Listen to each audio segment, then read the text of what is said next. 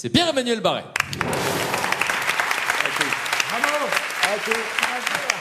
Arrêtez, on n'a plus le temps pour ces conneries. Jean-Noël Guérini vient d'être mis en examen pour la 3e fois. Sylvie Andrieux a été condamné à 1 an ferme pour détournement de fonds. Jean-Claude Gaudin est maire de Marseille depuis 17 ans, 11 mois et 9 jours. 2240 épisodes de Plus belle la vie ont été tournés et le réalisateur court toujours. On est dans une mer de noir, mais rassurez-vous, on fait tout ce qu'on peut pour que vous passiez une bonne journée sur France Inter. Nous sommes le mercredi 5 juin 2013 et c'est la journée mondiale de l'environnement. Alors l'environnement, c'est important, je suis bien placé pour vous le dire. Certains de mes camarades ont un transit intestinal précaire. Cette journée écologique est l'occasion de saluer l'effort considérable des États-Unis qui, chaque jour, font un geste pour la nature. Dommage que ce soit un bras d'honneur.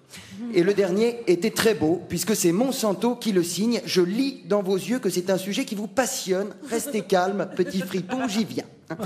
Le leader mondial des semences OGM vient de gagner son procès contre un agriculteur américain dont les graines avaient subi une mutation génétique à cause de la proximité des cultures brevetées par la firme. Avouez que c'est quand même bien joué. On met un brevet sur la grippe, on tousse sur quelqu'un et hop, on empoche le pognon. À côté de Monsanto, Guérini a l'air tellement honnête que je lui confierai sans hésiter ma photo dédicacée de Corinne Touzé.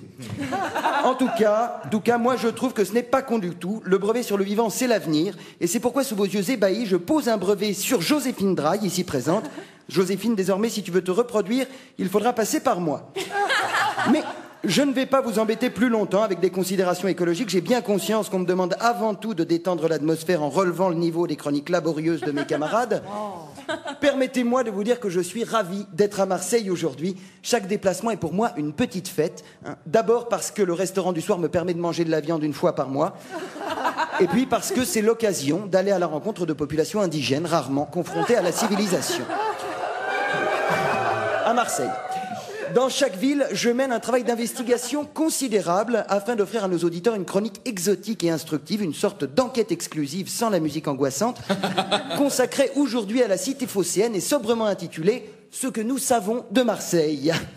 Savons de Marseille, voilà, jeu de mots.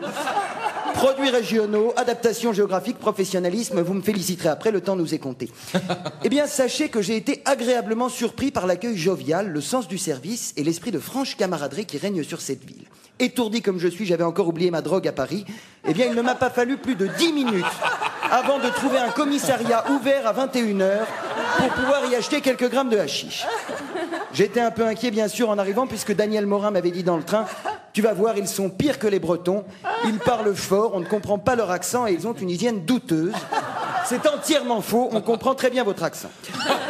D'ailleurs, chers auditeurs, oubliez tous vos a priori sur cette ville, il y fait bon vivre. Parce que qu'on soit bien clair, avec nos amis marseillais, pour le reste de la France, ici, c'est la guerre. Pour l'occasion, France Inter avait même décidé de nous verser une prime de risque. Nos salaires avaient été alignés sur ceux d'Hervé Guéquière et Stéphane Taponnier.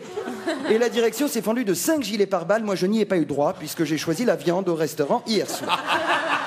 Eh bien, laissez-moi vous dire, chers auditeurs, que cette réputation est totalement usurpée. Je n'ai vu personne se faire tuer à Marseille ces 2 derniers jours. J'en éprouve d'ailleurs une certaine amertume, car je ne vous cacherai pas que j'aime voir les gens morts. Un mort en plus, c'est avant tout un vivant en moins. Et c'est toujours ça que Monsanto n'aura pas. Merci de m'avoir écouté. Pierre-Emmanuel Barré.